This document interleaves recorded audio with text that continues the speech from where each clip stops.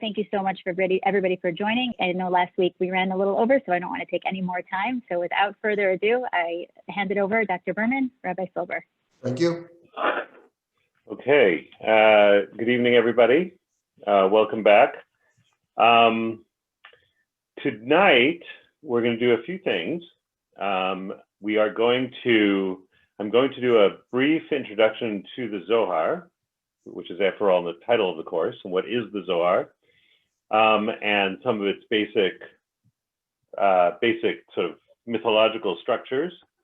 And then I'm going to introduce a story that we didn't get to last time, but it's really going to be the story that's going to be our main focus tonight, relating to the aftermath of the rebellion against Moses by Korach in the desert, and specifically the plague that is sent out by God and the response to that plague. And the Zohar has a lot to say about that. And the Zohar uses it as in a way, a paradigmatic story about divine anger and the human response to divine anger. And it's the kind of story that I know that David will have much to say about. And we'll see about that, but anyway. And we'll see what we can do with it. Okay, so here we go. Now remember, we ended our last session with a short excerpt from a Kabbalistic work, specifically from the Sefer Rabbi here, the Book of Clarity, which is generally known as the first recognizably Kabbalistic book that appeared in Provence in the late 12th century.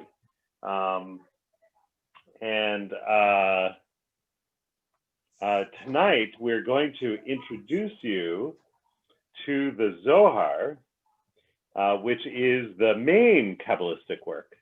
Okay, so I'm going to share my screen, and we're going to do a little introduction to the Zohar. This is tonight's theme, and tonight's theme is the Korach, the aftermath of the Korach rebellion, and I'll get to this image, which I simply found on the internet. I'll get to it in a bit, but you'll see very shortly what that image is about. But before we get to that, again, I want to do this little introduction to the Zohar. What is the Zohar? People talk about it a lot. It's the main work of Kabbalah. It was written sometime in the late 13th century in Castile, in Spain. The current scholarly thinking about it is that it was written by a number of different people, all writing in Spain at that time. And the process of its writing is a little bit mysterious. What was the relationship between the various authors is not so clear, as well as what was the process of editing. The Zohar was eventually published in the 16th century, in the middle of the 16th century in Spain. This is from the first edition of the Zohar that was published in Mantua in Italy in the middle of the 16th century. Now, when people think of the Zohar, they often think of the 10 Sfirot. 10 Sfirot are 10, it's really hard there's no good translation for Sfirot. There are 10 archetypes, 10 structures, 10 symbols, which in Kabbalistic mythology are really the components of, or the basic structures of all of being, including the being of God, the being of the world, the being of a human being, and so forth. This print is a famous print that appeared as the frontispiece to a Latin translation, the 16th century Latin translation of an important 13th century Kabbalistic work called The Gates of Light. You see on top there it says portrays, which is Latin for Sha'arei Ora, the Gates of Light. And here we have an old Kabbalist tending to the Sfirot. He's holding on to the Sfirot. He's tending to them. Perhaps he's performing some kind of tikkun, some kind of theurgical repair on them. And this, as I say, is a very famous image for a Kabbalist and these basic structures of being, which inform all of Kabbalistic mythology. Now, somewhat less well known, in part because it seems more shocking in some ways. People, when I introduce this, people often say, that's Christianity, isn't it? Well, no, actually, it's Kabbalah, which is one of the main strands of Judaism for the last, 700-800 years. There are a number of different divine names and faces. And these divine names and faces are very personal. In my own work, I call them personae. For a number of reasons, I call them that. In Hebrew, we generally call them partsufim. Partsufim is a sort of an Aramaic word for face. It's actually an Aramaicized Greek word, prosopon. And after the Zohar, sometime after the Zohar, not in the Zohar itself, but sometimes after the Zohar, the word partsuf, or face, begins to be used for these personae. And there are 5 of them. And again, if you've never had any exposure to Kabbalah, this might seem rather shocking. I'm not going to really dwell on these, just trust me on this. There are 5 of these personae, and they're kind of a holy family. There's the uppermost figure, the uppermost divine figure is called Saba de Savim, which you could say the grandfather of grandfathers, or perhaps the oldest one would be another translation. Then there's a figure called Abba, father. The next figure is Ima Ilah, the upper mother. Then there is a son and daughter. When there's a father and mother, turns out there's a son and daughter. The son, Ben, is also called Kuchabrichu in Aramaic, or Kadosh Baruch Hu in Hebrew, the Blessed Holy One. He's also called the bridegroom, the Chatan. And finally, the daughter, Bat, who's also called the Kala, and most importantly, although I didn't write it on this chart, she's called the Shechina. And much of Zoharic drama and narrative is about the relationship between these 2 last figures, the bridegroom and the bride, the Kadosh Baruch Hu and the Shechina, and about the vicissitudes of their relationship. They are often torn asunder, and all of human action, and certainly all of Jewish ritual, is designed to bring them together. A Kabbalist, before performing any mitzvah, any ritual performance, will say, L'shem yichud kuchabrichu shchinte, which means for the sake of the unification of the Blessed Holy One and his Shechina. And it's a nuptial union, and we are constantly working towards bringing these 2 together. And again, if you've never heard of Kabbalah before, you don't know anything about it, this will all seem very new. Just trust me on this. We'll get to it later. These figures are associated with the Tetragrammaton, the 4-letter name of God, Yud He Vav He. And on the left side of the chart, I've made some of the associations. Now, it turns out that not only are there divine personae in the Zohar, but there are also demonic personae, or diabolical personae, really is probably a better way of putting it. And there are really 2, Sama'el and Lilith. And these are really the male and female devils. And we'll see later on tonight where they come from and how the Zohar sees them.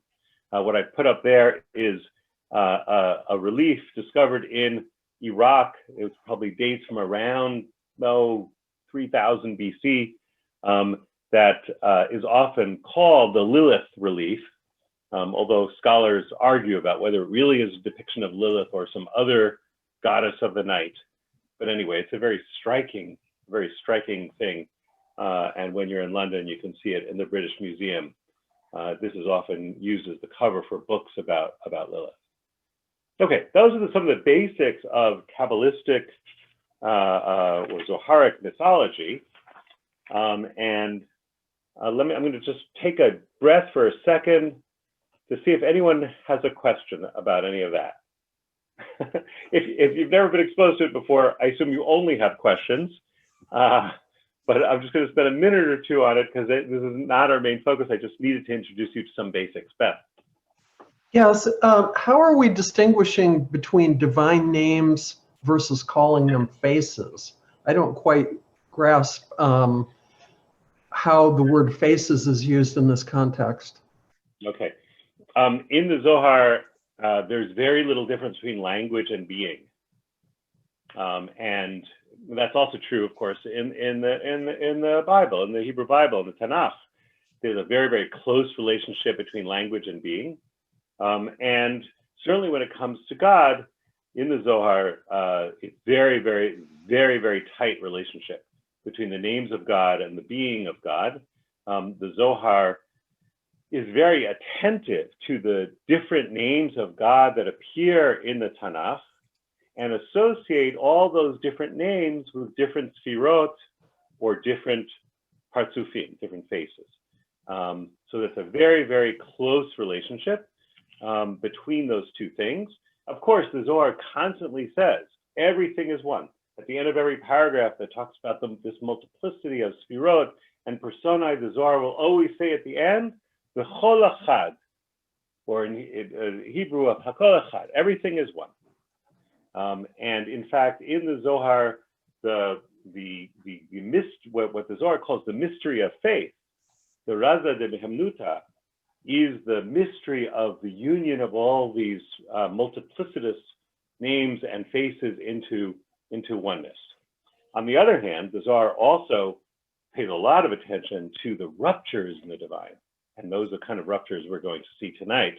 Ruptures caused most commonly in the Zohar by divine anger. And we're going to see that shortly.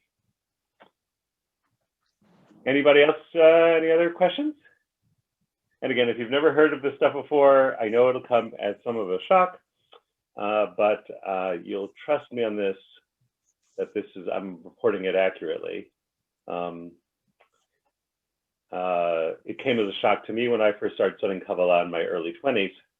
I was stunned. I almost fell off my chair when I realized what was going on. But anybody else want to say something about any of this? Okay, you sit on it and think about it, and we'll see how it goes along. We'll see this kind of mythology in action when we look at some of these other texts. No other comments or questions?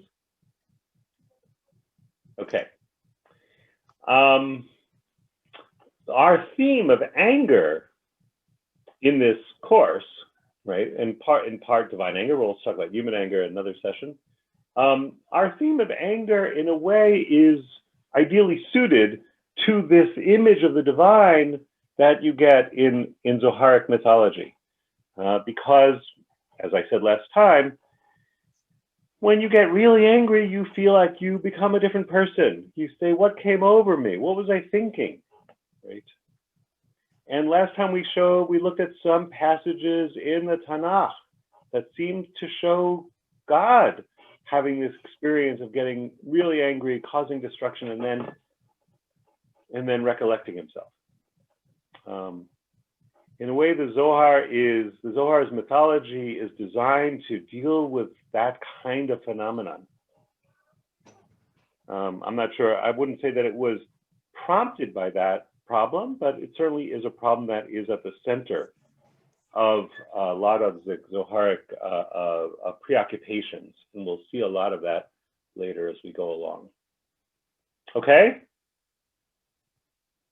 Yes, good, everything's good? This sounds like the Judaism you learned in Sunday school? Okay, it wasn't the Judaism I learned in 13 years of yeshiva either. Let's go on. All right, let's look at, now that we've seen this person, let's go on and get to something that you maybe have heard of, which is this story. Now, the story that's going to be our focus tonight is, oh wait, you know what? I see that there are some comments in the chat. Is that right? Hold on. Wait a second. That's me. I'm sharing the sharing the handout. Okay. Could you, if there are comments from people, could you let me know? Because I see when I'm sharing my screen, it's hard for me to see it. Sure, happily. Thank you. Okay, now we're going to look at this story. Now, this story is the aftermath of a more famous story. The famous story is Korach and two of his confederates, Nathaniel and Abiram, staged a rebellion against the authority of Moses and Aaron in the desert. And they had a big showdown, and the earth opened up and it swallowed up 250 of the rebels.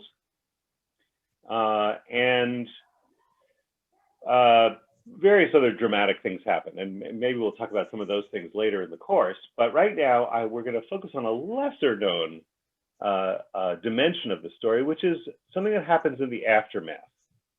What happens in the aftermath is that the Israelites complain to Moses and Aaron because they've just seen hundreds of people killed.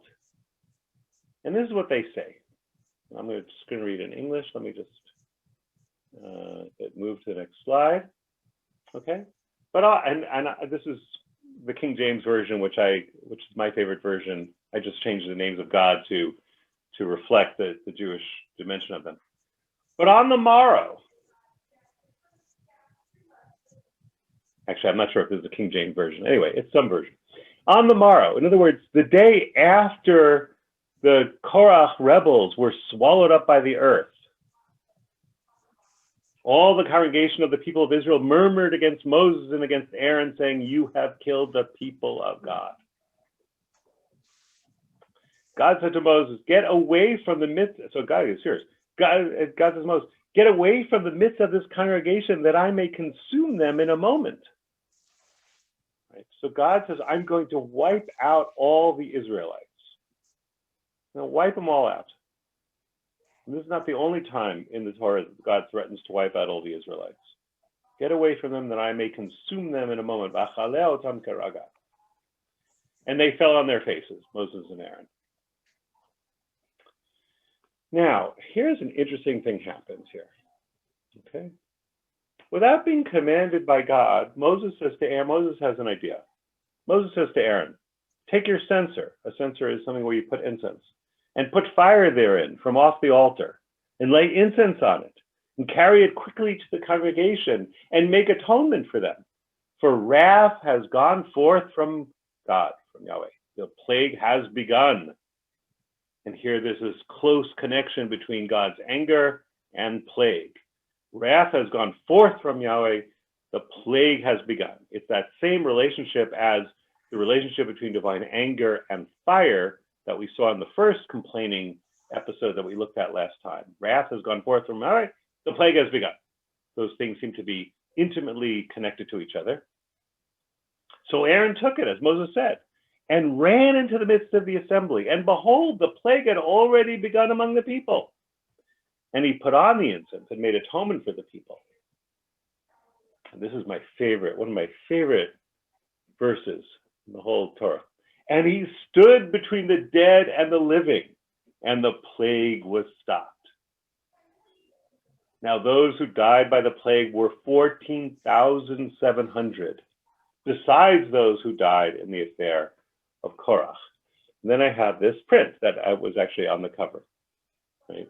Some print, I'm not really sure who did it, of this scene of fire and smoke, and Moses and Aaron in the left, and Aaron's about to run into the midst of the congregation, standing between the living and the dead with his censer, with his flaming incense. He's standing there. The high priest, it's this unbelievable moment. The high priest is standing there in the middle of the plague. The people are dying, and he stands among the dead and the living, or between the dead and the living, with his incense held, and the plague stops. Okay, that's the story. Now I want to, before I turn to David, I just want to do just a preview, because I'm going to do a lot from the Zohar about this incident, this amazing incident. And I just want to give you a preview of the Zohar's take on it. And I'm going to turn to David, and then I'm going to go deeper in the Zohar.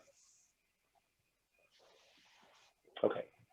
The Zohar, there are many Zohar passages about this amazing incident, and this is one of them.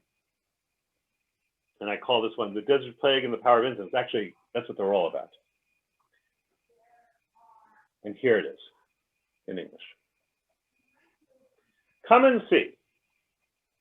Incense binds together bonds." It sounds better in Aramaic, but it still says here, brings connections together, binds together bonds, and cleaves above and below, right? Cleaves above and below. It unites above and below, what's above and what's below.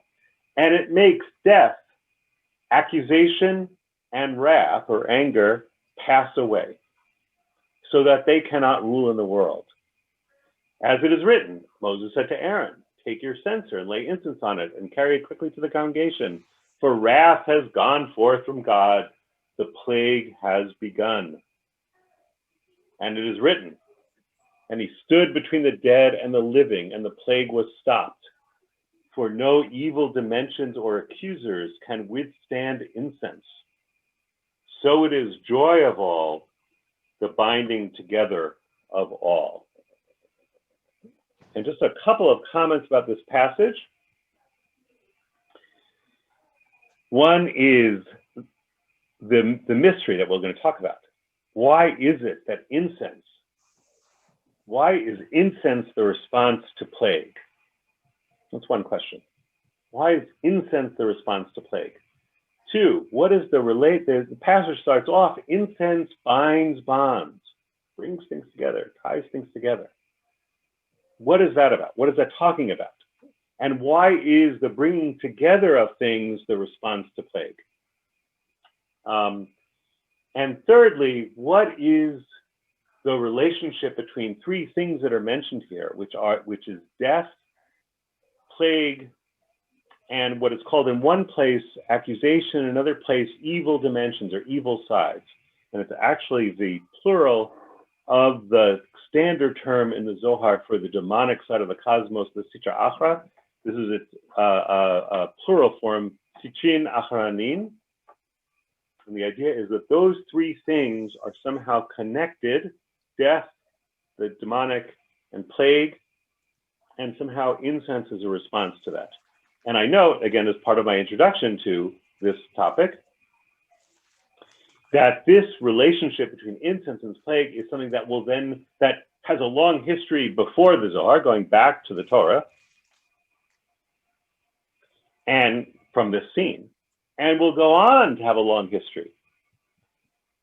So that the notion that the recitation of the recipe for the temple incense, for the ketoret in the temple, the recitation of that, which people familiar with the traditional liturgy know is done in Ashkenazic shuls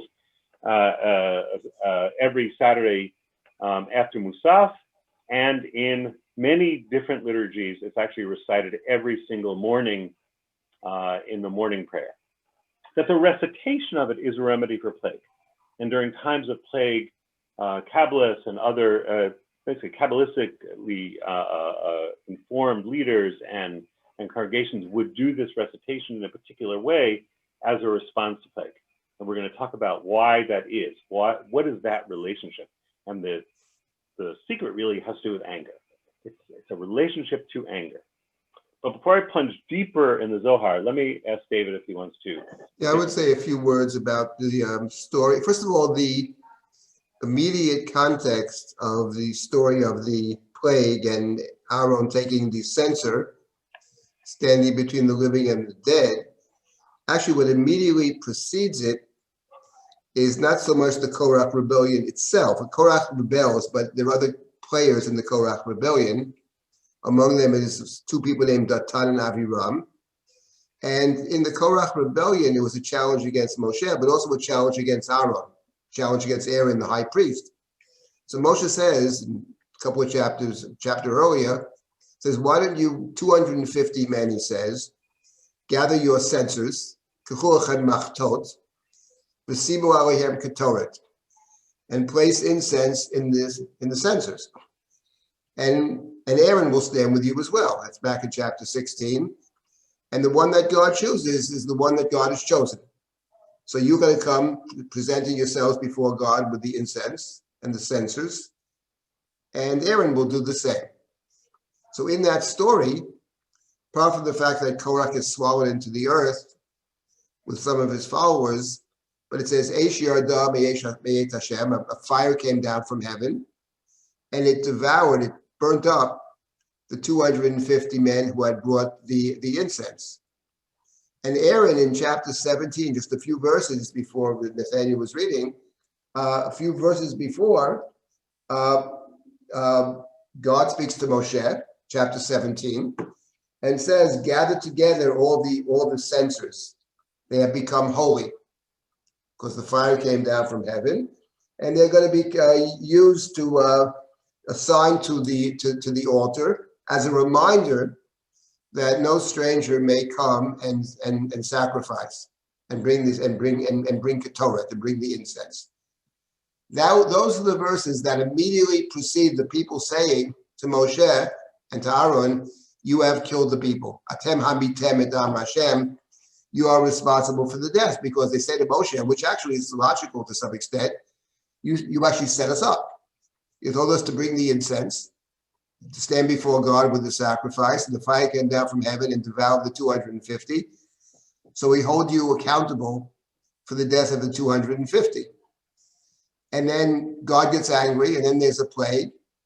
And then the solution to the plague is to bring the incense.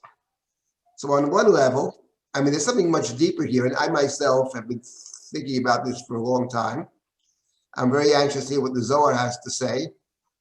But what's interesting, first of all, and this is found in Rabbinic commentary, is that the very thing that causes the death of the people, which is the bringing of the incense, is the very same thing that actually allows them to survive. So that itself I find extremely interesting, that the very same thing can have two sides to it. I was thinking more in terms of what we studied last time, in terms of the fire, the Aish.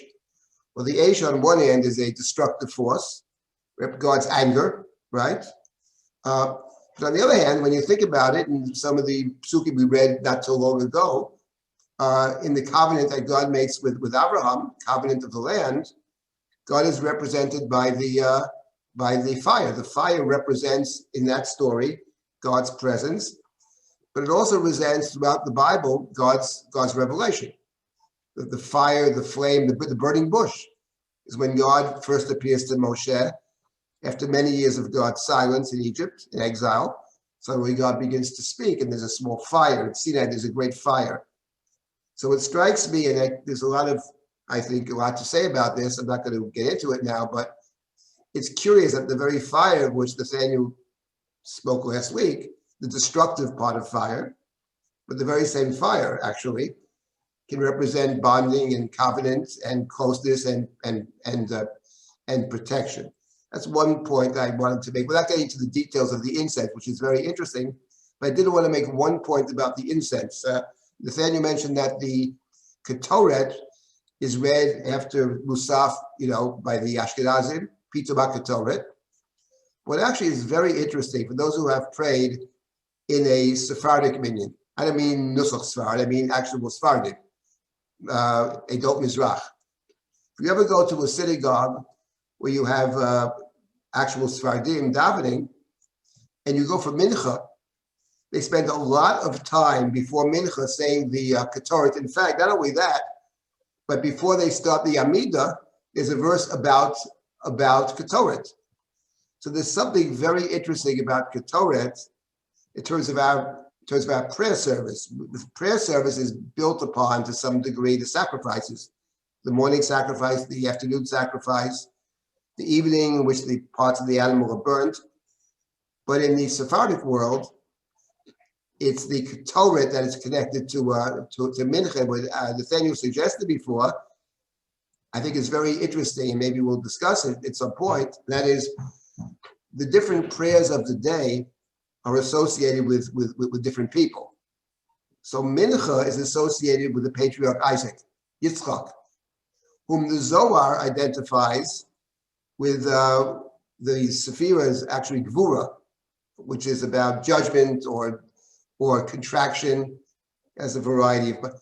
So judgment, contraction, the idea of Isaac being somebody who is introspective, who's always working on himself, self-improvement.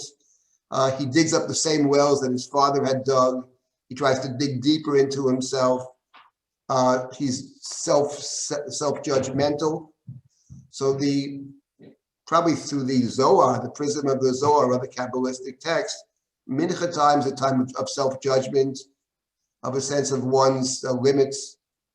And it's interesting that that's dafka, the prayer that the Sephardic tradition has connected to the Ketoret, to the incense. So it actually fits very well with what Nathaniel was suggesting to us about somehow the incense is able to somehow allow us to make connections that ordinarily would be very difficult to make because of our own powerlessness or limitations, etc. So just a thought as we begin our little journey together.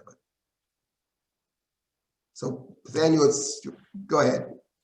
And the only footnote I'd make to that, to what David was saying, is that in Kabbalah, mincha, the afternoon prayer, is the most dangerous time, right? That's why they recite the Ketoret. That's why they recite this whole passage about the ingredients for the incense. Mincha in Kabbalah is viewed as the time of concentrated judgment associated with Isaac, as David said, and that really is why mincha is most associated with the Ketoret, with the recitation of the incense, except on Shabbat. On Shabbat, mincha is the ultimate time of mercy, and it's an interesting dimension to mincha, is that it has these two opposite valences depending on whether it's the week or on Shabbat. This is not unrelated to things we're going to do here, also about this two-sided dimension of the fire as well. Actually, Nathaniel, in terms of what you just said, it's actually very interesting because if one sees Ketoret as creating bonds, yes, between between disparate things, maybe even within God, it is very striking that the text of the Mincha Shabbat services, Atah echad v'shimcha echad, umiki amcha yisrael goy echad ba'aretz, the idea of the ultimate unity, which is part of Shabbat and doesn't need Ketoret actually, because we are all one on Shabbat. Even as we start Shabbat, Kigavna, which is one of my favorite prayers, yes, it's all about becoming one. It's achada basically, so it fits in very well with what you're suggesting. Yes. Indeed, and that's actually called Eit Ratzon, the time of favor, the time of favor, really, on Shabbat, although not on weekday. All right, I'm now going to turn to, because these are short, relatively, we have these very short classes, so I have to be disciplined. I'm going to turn to this. Now, we talked last time a lot about fire. Now, I am going to show you here a Zoharic passage about the result of divine anger expressed as fire. Now, if you've ever studied Jewish philosophy, there's a lot of discussion about how can there be evil in the world if God is good. It's a very common discussion in Jewish philosophy, very common, certainly in the aftermath and the decades after the Holocaust. How can there be evil in the world if God is all powerful and all good? And there are lots of answers. The Zohar doesn't give an answer in the philosophical sense. The Zohar says, how can there be evil in a world where God is everywhere and God is all powerful? Well, let me tell you a story. And the story doesn't answer the question. If anything, it makes the problem worse, or it makes the problem even more mysterious, more painful, more puzzling, more mysterious. And here's a passage from the Zohar that begins with smoke. And smoke, as we know, is the byproduct of fire.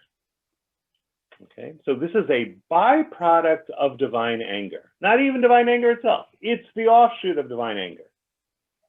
And so it says, and in the beginning, it doesn't even mention fire, because we know that anger in the Torah is most often associated with fire. And here's what it says.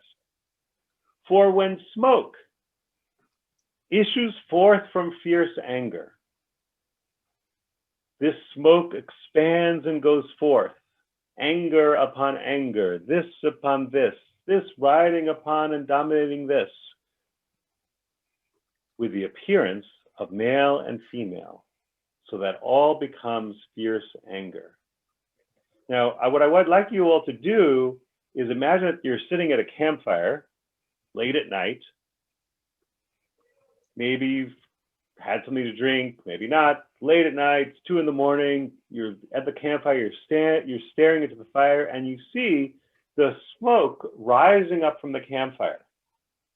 And because it's very late at night, and maybe you've had a glass of wine or something, you start seeing shapes in the smoke. You think, I'm just imagining things, right? And maybe they start looking like faces. That's what this is describing. Except that since we're talking about divine anger, divine fire, and the smoke that comes out of divine fire, divine anger, those shapes that start taking form in the smoke become very real. Okay, now just go with me here. Allow your minds to just stop asking philosophical questions. Just go with the poetry, because the Zohar is really a book of, in a way, what I call poetic mythology.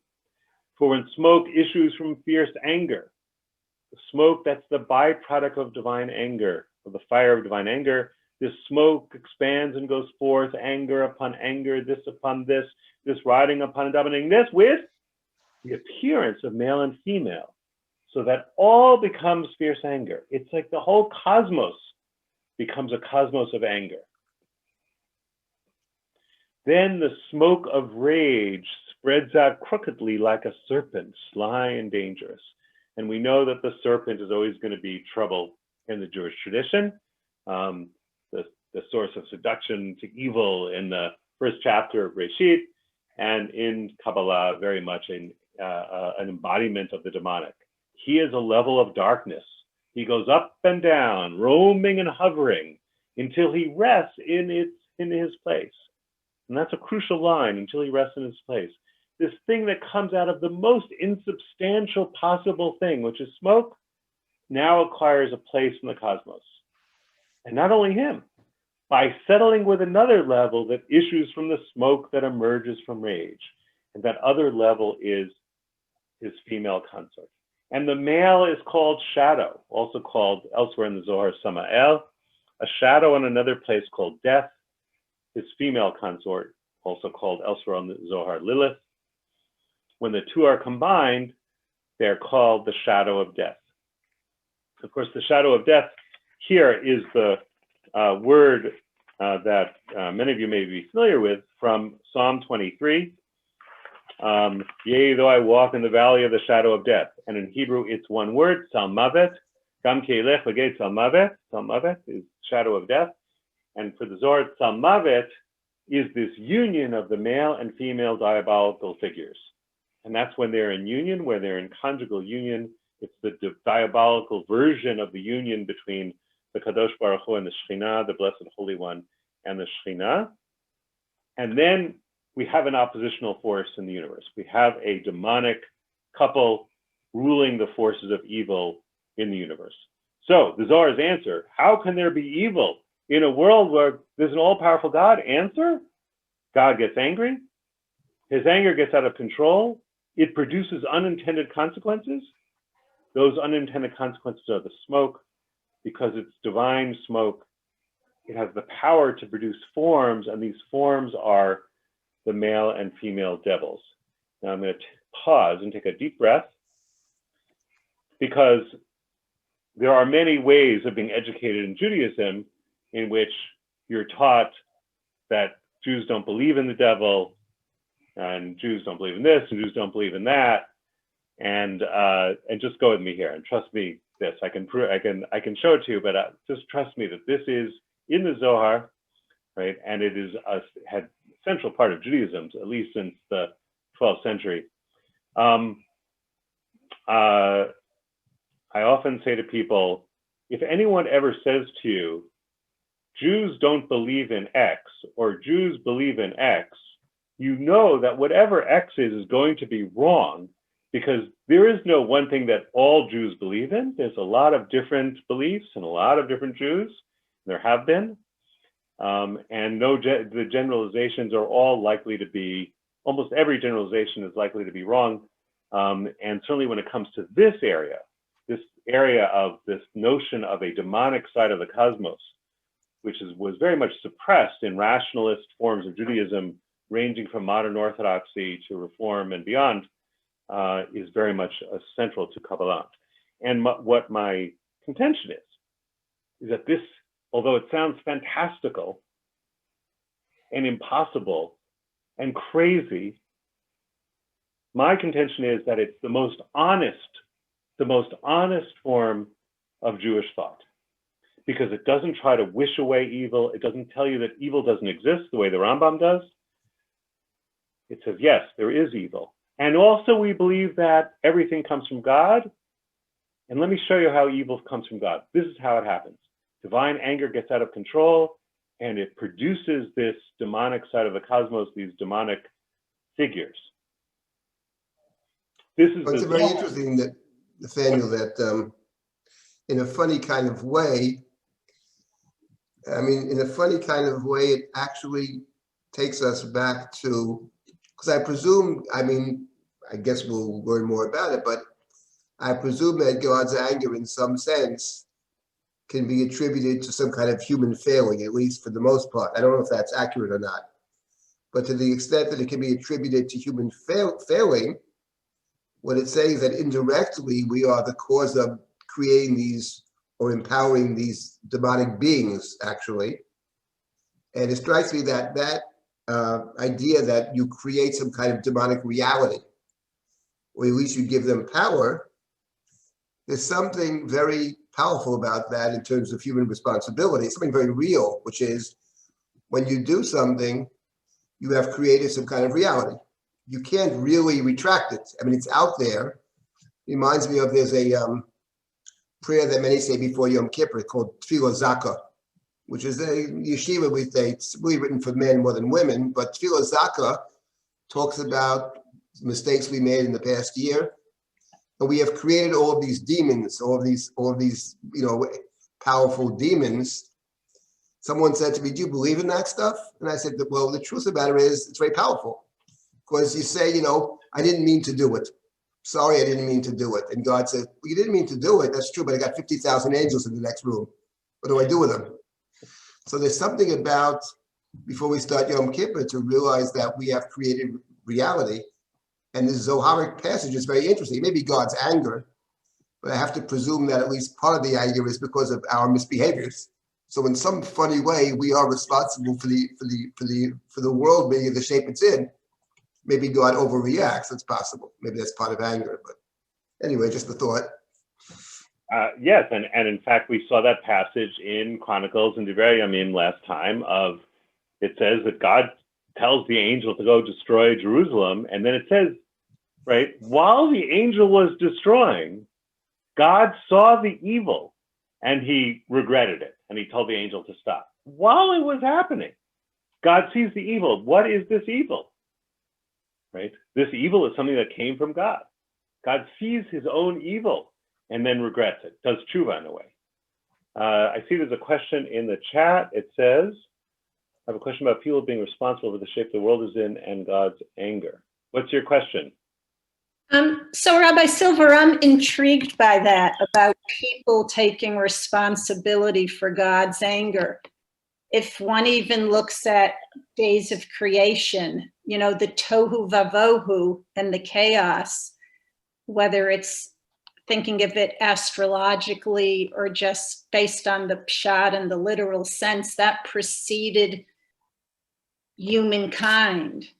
And while people impact on the world and everything in the world can mesh and we can synthesize other things and destroy things, it seems to me that the anger preceded humanity. And Right. it may be intrinsically a part of us, but it preceded the human existence. No, I wasn't suggesting that that one can explain evil or suffering simply as a product of human behavior. I don't believe that personally. And I'm not sure that the Zohar believes it either. I'm no expert in the Zohar. I think evil, as I understand it, is a kind of reality into itself. God is also struggling with evil, and I think that's a very important point. I did not mean to suggest that we can blame the state of the world simply on human behavior. You know what I mean? That's not in my thinking at all. I just did point out that this particular, on the other hand, I don't think we can say either that we are not somewhat responsible for what happens. I think that humanity is responsible and we are part of humanity. So even if we didn't do it, that was one of the key ideas of Heschel, actually, that we were victims in the Shoah, but we're still part of the world, and therefore we have a responsibility to try to fix the world. So I was not suggesting either that we can explain all suffering as a product of human sin, and I wouldn't suggest either that human beings aren't responsible. At the end of the day, I think religious text wants to make us responsible, or get us feel that we have a responsibility to do something about the state of the world and state of ourselves. That's all I meant by that. I'm not a theologian, I gotta tell you. I mean, I'm not trying to explain everything. I'm just trying to understand, try to understand the text. Anyway. Just reading the text. So what I want to say here is that there is this, the image here is for sure that divine anger it's occasioned by human action, but what the Zohar frankly confronts is this disproportionate response, the way anger has in it, and we all know this from our own experience, except for the 3 Lamed Vavniks on the screen, that everyone has this experience of anger getting out of control and swamping the occasion for it. Even if the occasion justifies some anger has its own autonomy, right? And there's somebody put in the chat, is this where the idea of God's praying comes from? Yes, if you go back and look at that passage from last time, you'll see that passage in the Talmud, 800 years before Kabbalah started, talks about a God needing help in the struggle with anger. And in fact, if you go back and look at it very carefully, you'll see that the occasion for Rabbi Ishmael going into the Holy of Holies is the offering of incense.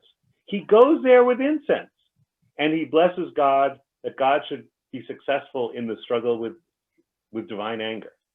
Very interesting that it's already there in the Talmud that the high priest goes in with his incense, and maybe, for all I know, inspired by this story that we're looking at. Okay, I want to look at this next passage because it talks about the effect of incense, and then we're just going with the myth. We're going with the myth, okay? We just keep going with it, and we're thinking in images. So that's why I like to say that the Zohar is poetry. A famous American poet named William Carlos Williams said, no ideas except in images, no thoughts except in images. Right, if you're writing a poem, don't use any abstract nouns, no thoughts except in images. And that's why I think that the Zohar is very much poetry in that sense. It's also not a book of theology. It's not a book of concepts. It's a book of stories, of images, of pictures, of myths. So this is from a different part of the Zohar that talks about the power of incense. God takes a deep breath, bringing to an end thoughtless anger. And we know that if you get really angry, somebody might say to you, hey, take a step back. Take a deep breath, somebody might say to you. Now, if you're really angry, somebody saying to you, take a deep breath might get you even more angry. But we know that if you did take a deep breath, it actually would help a lot. Take a deep breath. Recollect yourself. This is exactly what the Zohar describes about God, and even explicitly compares it to the human experience. Come and see. And now, again, even though this is from a different part of the Zohar, it's clearly written from the same set of images. Fire issues from within, and then smoke ascends. So this is the same kind of scene that we're talking about. It's the fire of divine anger. We saw that in the initial passage that we looked at about the complainers that we did last time, and then smoke ascends. And that evokes the scene that we just did in a different Zohar passage about smoke swirling around and producing Sama'el and Lilith.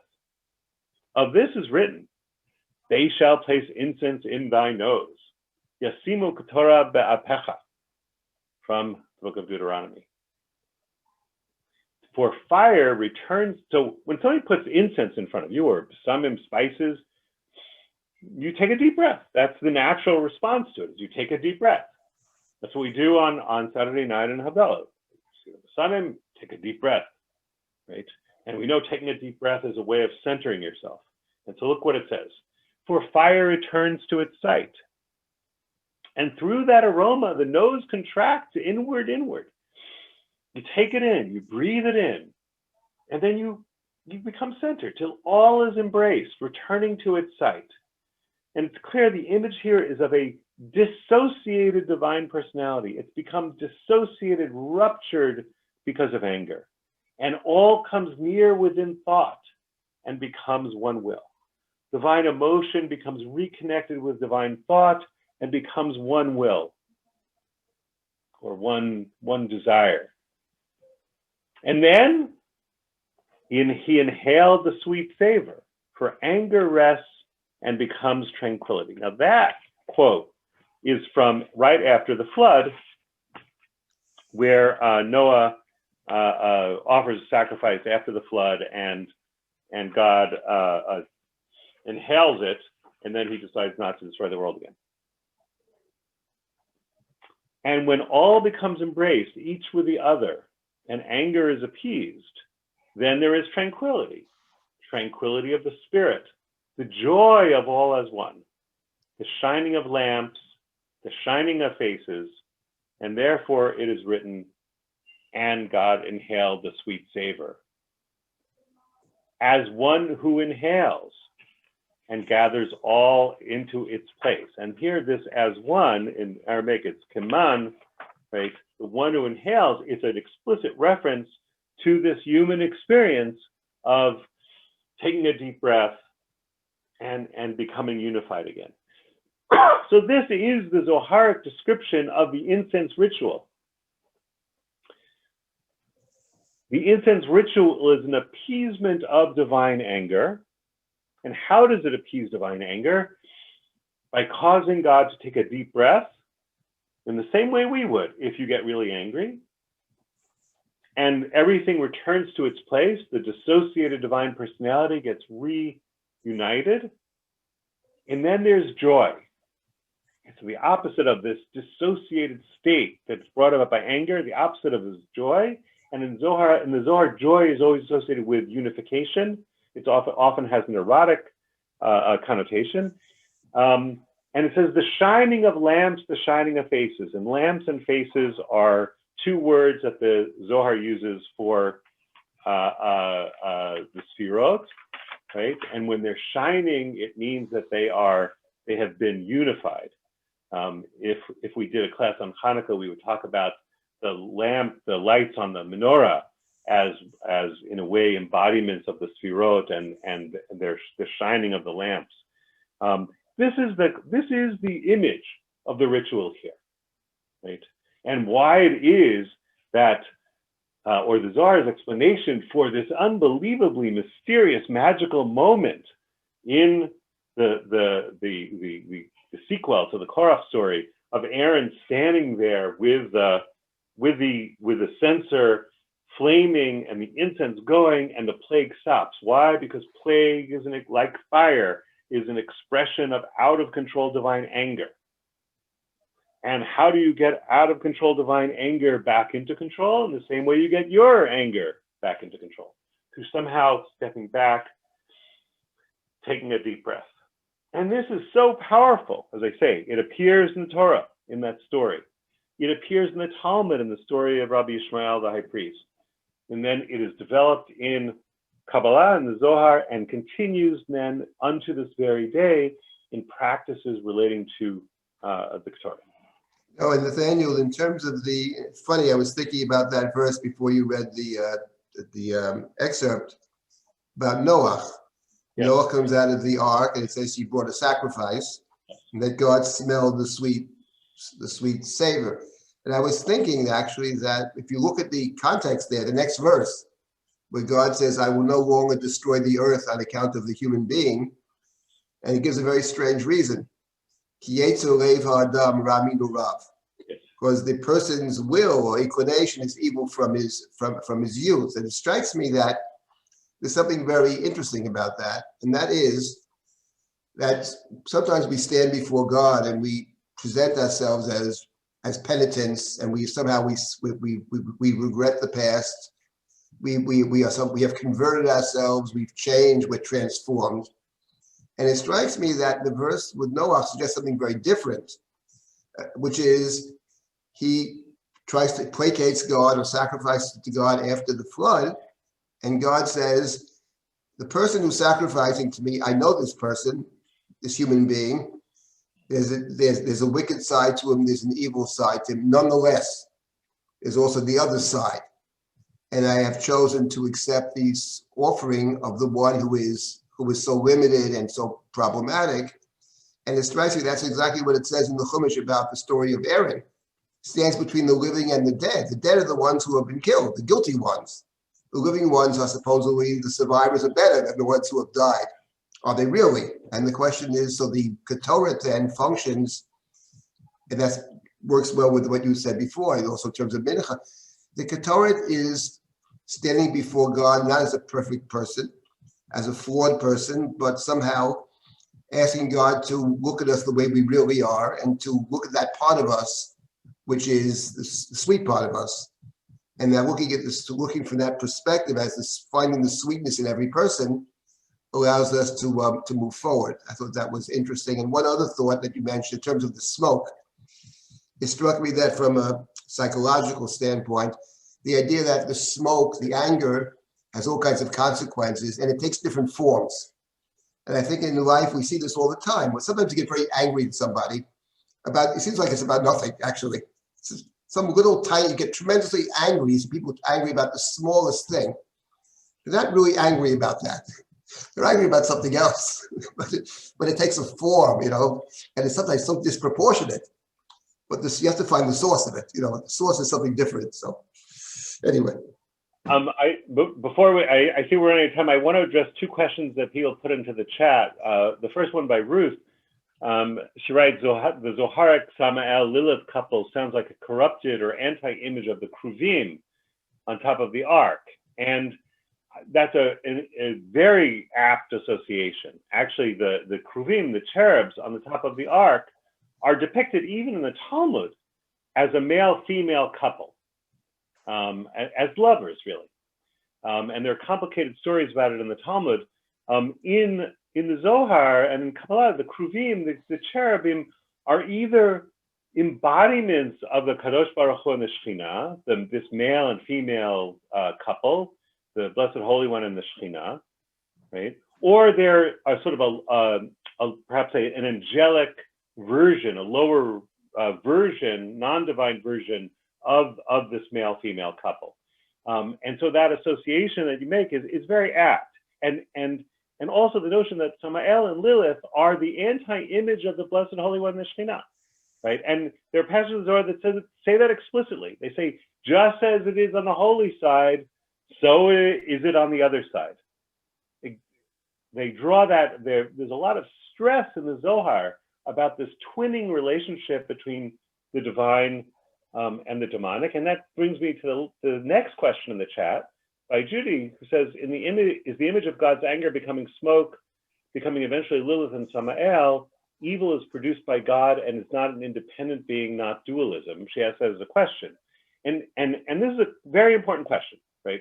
And I just want to get this in before we stop, which is, the Zohar is, it's neither, strictly speaking, correct to say it's either monistic or dualistic.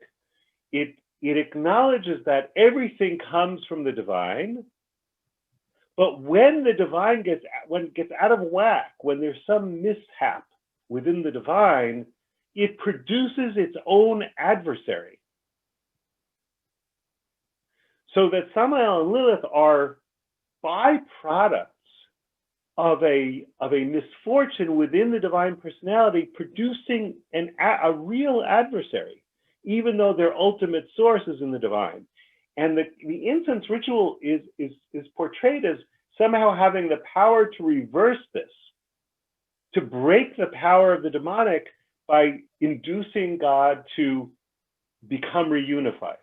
And that's why in that early passage, it says the incense has the power to do away with plague, with anger, and with the accuser or the other dimensions, which is a name for the demonic. It has the power actually to destroy the power of the demonic by God reincorporating the demonic into the divine personality, right? Now, all of this sounds mythological and fantastical, but as David is pointing out, this is actually our own experience. We get angry, unintended consequences. Those unintended consequences are very real and can actually be adversaries to ourselves. We often say somebody getting in their own way or self-sabotage, right? We're not used to saying that about the divine, at least if we're not Kabbalists. But that's what's being portrayed here. That's what's being portrayed. And it's certainly from a theologian's, sort of a Maimonidean theologian, this is all shocking and heresy, and the book should be burned at the stake. On the other hand, it also can be a very, it's a different image of religious experience. It's a religious experience in which we participate in the life of the divine, in its problems, as well as in its joys. And as David said earlier, everything we do from a Kabbalistic perspective is either working to break the divine apart or bring it together. And I'll conclude with that, and then people can stay for a few minutes afterwards. There's a Kabbalistic kavanah, or intention, that is said before putting on tefillin in the morning, putting on the straps. So most people are familiar with it. The phylactery is the straps you put on in the morning. And there's a long Kabbalistic intention. I'm not going to go through the whole thing. The only part I want to say is, at some point it says, may the straps of my tefillin be the bonds of love between the Blessed Holy One and his Shekhinah. And may my sins not bring it about that they form the bonds of love between Sama'el and Lilith. Right? In other words, it says, you put on tefillin in the morning, you are at a nice edge. If you have the right intention and a holy intention, you're going to bring the divine together.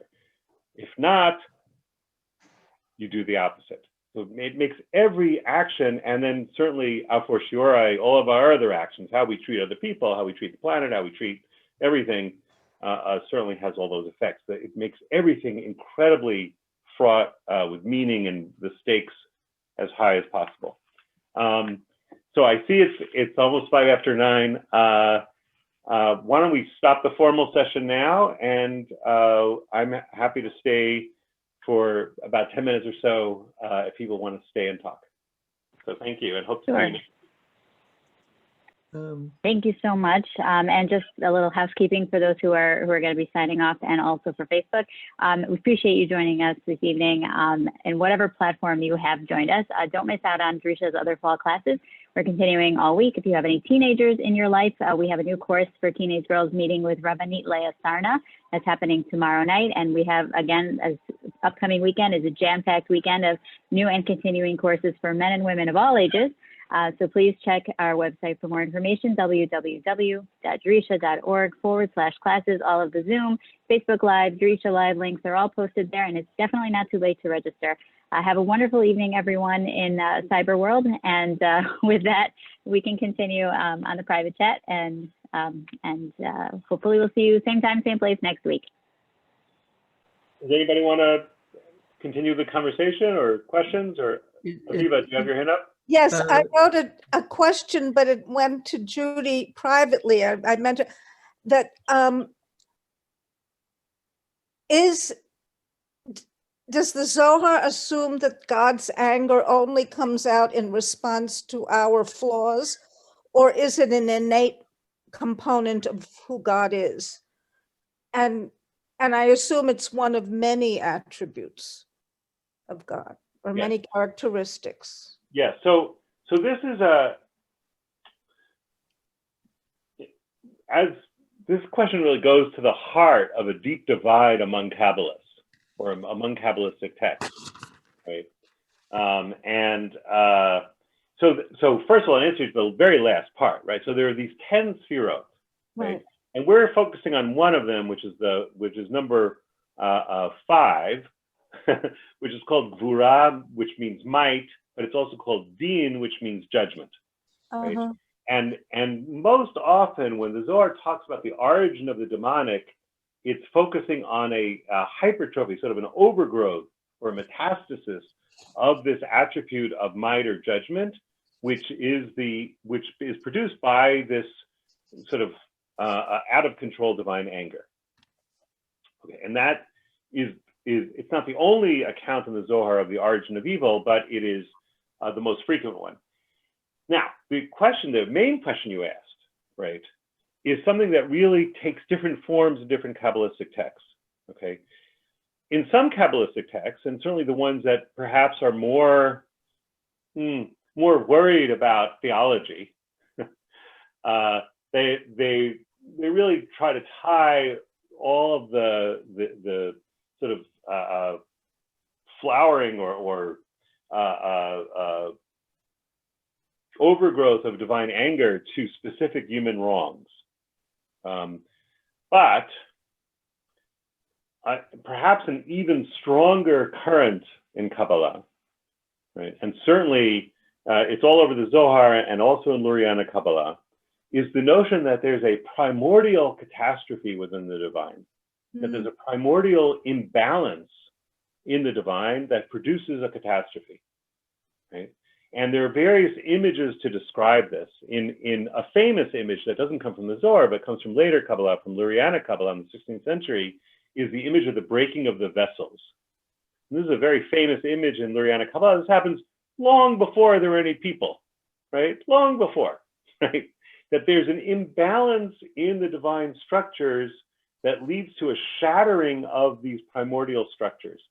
In the Zohar itself, they focus on a very strange passage in the book of Genesis that begins this. It says, these are the kings that reigned in the land of Edom before there reigned a king over the Israelites. And it's a very sort of boring passage. It seems to be completely pointless. And of course, that's the kind of passage that in the Jewish tradition, the rabbis love those kinds of passages, and certainly the Kabbalists love something that seems completely irrelevant. This is the real secret of the whole cosmos. There's nothing more important than this passage. And what it recounts is that these kings of Edom, right, are the first emanations of the divine, right? And there are 7 of them that die. It recounts these 7 kings that die. And these are the 7 lower throughout the original ones, which were flawed. So the first creation of God is flawed. And why are they flawed? Well, the Zohar says, because they are a concentration of judgment, right? Too much judgment, right? And so they die, right? And as I say, this is then translated in Luriana Kabbalah as a shattering of the primordial vessels. So there's some kind of imbalance in the divine. And really, it goes back to a rabbinic saying, perhaps more familiar rabbinic saying, which doesn't use this kind of mythological language, but uses the language of divine attributes, and says that God originally wanted to create the world with the attribute of judgment. But he saw that it would not be able to endure. So he combined the attribute of judgment with the attribute of mercy and created the world, right? Now, the Kabbalists say, wow, so God messed up, or God had a wrong thought, right? And they say, no, it's not that he thought this would be a bad idea, is that he actually tried to create it with judgment. And it broke, right? That too much judgment broke. It was not able to sustain. Because it lacked mercy? What's that? Because it lacked mercy? Because it lacked mercy, right? And that's, as I say, the Zohar's translation of this into this death of the kings of Edom, who were viewed as concentrated judgment. The land of Edom was viewed as a land of concentrated judgment. And with a play on words of Edom comes from the word for red, and red being in the Zohar, the color associated with judgment, the color associated with fire, too much fire. Now, according to all this, and you've used the word primordial, is the tohu vavohu at the very beginning, a tohu vavohu within God? You asked the best questions. Tohu and vohu. Okay. That would, I see we're almost out of time, but that would take a whole other situation. The short answer is yes. I mean, this struggle with the tohu and vohu, and really with the tahom, right, as well, is very much associated in the Zohar with blockages that prevent creation. Mm-hmm. And in Luriana Kabbalah, the world of tohu is very much this world of emanations that cannot endure. They actually use the phrase olam hatohu. It's this original, overly infused with judgment emanation that can't endure. In the Zohar itself, and the second verse of Genesis, which is what you're talking about, right? This first verse, God created heaven and earth. Second verse, what? But the earth was tohu and vohu, and there was darkness on the face of the tahom. The Zohar describes at great length, you know, again, this second verse of Genesis is one of the most mysterious verses in the whole Bible, right? What are they talking about? The Zohar goes on at great length about a struggle between God and the primordial dragon who dwells in the tahom, who dwells in the abyss. And it goes on for pages with this struggle. And that the power of the dragon had to be subdued in order for light to be created. And we know that light is created in the third verse of Genesis, right? The verse after the verse about the tahom and the tohu and vohu. And here, without knowing it, and I'm sure the Zohar did not know it, but it was recreating a very, very ancient myth of a struggle between a creator God and a primordial dragon that's written in an epic called the Enuma Elish that dates from, I think about the third millennium BC, that the Zohar writers certainly didn't have any access to. And yet, if you read the two texts side by side, there's an uncanny echo of them, of this struggle. And again, who is this dragon, right? For the Zohar, there's nothing but God. So the dragon must be in some way an alter ego or some kind of emanation of a destructive side of God that must be subdued in order for the world to be created. Well, Nathaniel, I wanted I think Chaim had a question, but before Chaim has his question, just wanted to point out that the Kings of Edom actually, and I'm sure the Zohar picks this up, but what's very striking about the Kings of Edom is there are, I think, 7 or 8 of them that are mentioned. And when you talk about a king, kingship means it is dynastic. So-and-so was a king, David is king, Shlomo takes over. The Kings of Edom are 8 different people from different places. Yes. So the idea of being disjointed, of not having any continuity, is certainly, apart from the Esav connection and the Dam connection and the Edom connection, and which they identify with Sama'el and all that stuff, there's also something about the very Kings of Edom. This idea of these disjointed kings, which of course for the Zohar, it's all about unity, and here you have kings of all things, which are totally disjointed. I think Chaim had something you wanted to ask. Is that? I just wanted to mention that in addition to the Ketoret, Shabbat functions as a way of getting rid of anger. That's part of Raza de Shabbos, the Chol Shultane Rugzit Barei Dedina, that somehow or other you return to the Garden of Eden kind of coming together, that whatever the forces of anger and the disparate forces that pull things apart during the week, somehow or other, in addition to the Ketoret, Shabbat evokes this sense of unity and this sense of somehow or other managing, not just recollecting, but getting beyond the anger. Yeah. I mentioned that earlier about the prayer Kigabna, which I had mentioned earlier. By the way, I would advise anybody interested in this there's a very famous Chazonish piece called Raza de Shabbos by Pinchik, and it's been Actually, the cantor of Lincoln Square Synagogue, I think his name is Lemmer, has an excellent recording of it. It's very powerful.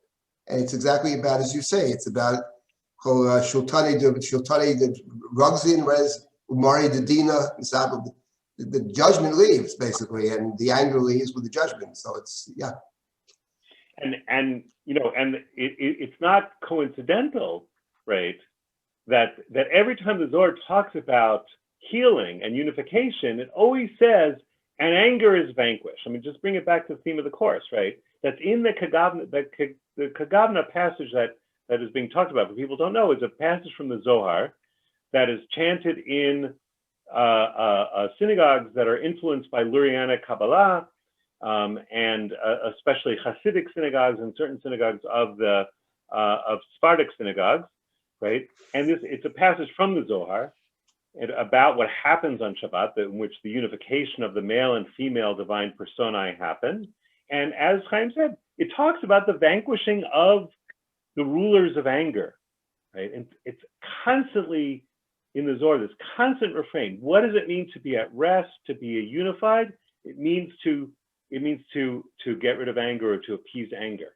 It's a constant refrain throughout the Zohar. And also I would mention that not only is the music that David just mentioned, but a more contemporary version, Basia Schechter, who is one of the most wonderful contemporary Jewish musicians, has a wonderful song with the words of Raza de Shabbat that I would sing to you, but I don't want to inflict my voice on you. She was part of the Drisha Arts Program. When we had the arts program, Basia was a central member of the Drisha.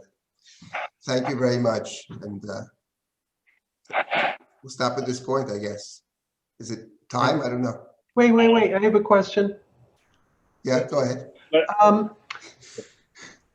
Talking about God's anger flashing out as fire, does the Zohar talk about or have a retelling of the incident with Aharon's sons when they come with their pans and bring the strange fire? Of course.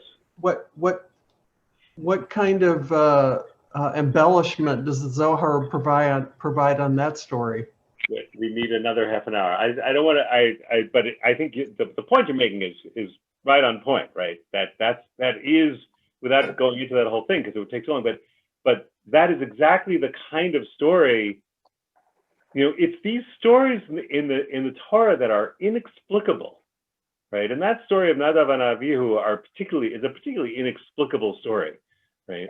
It's that very kind of story that provides fodder for the Zoharic writers. In other words, these are kinds of stories that rabbinic texts tend to say, yeah, they committed this sin or they committed that sin. There's all kind of rabbinic speculation about what sin they committed, right?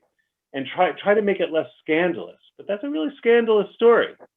And the one thing I would mention, I don't want to go through a whole Zohar thing of it because it would take too long, but in the Pirkei de Rabbi Eliezer, which is a late midrash, probably from the 9th century or 10th century, it talks about the fire that we talked about last time, the fire of the complainers that came out of God in that very short 3-verse story, the fire that came out of God when as a result of the complainers. It says that fire never disappeared; it subsided, right? And maybe I mentioned this last time, actually. And it says that same fire was the fire that killed Nadav and Avihu. So this fire, once it comes out, it becomes a powerful force in human history. And as I think I said last time, it also concludes by saying it's that same fire that each person encounters before dying. Judith, do we need to end?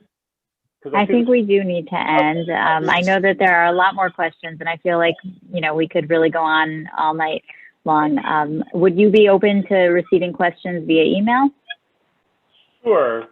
How about if anyone has a question, you can send it to me and I'll forward it on, if that's helpful. Okay. So inquiry@drisha.org. I feel like really we could go all night. But unfortunately, we do have to end. Thank you so much for this class. This was fabulous.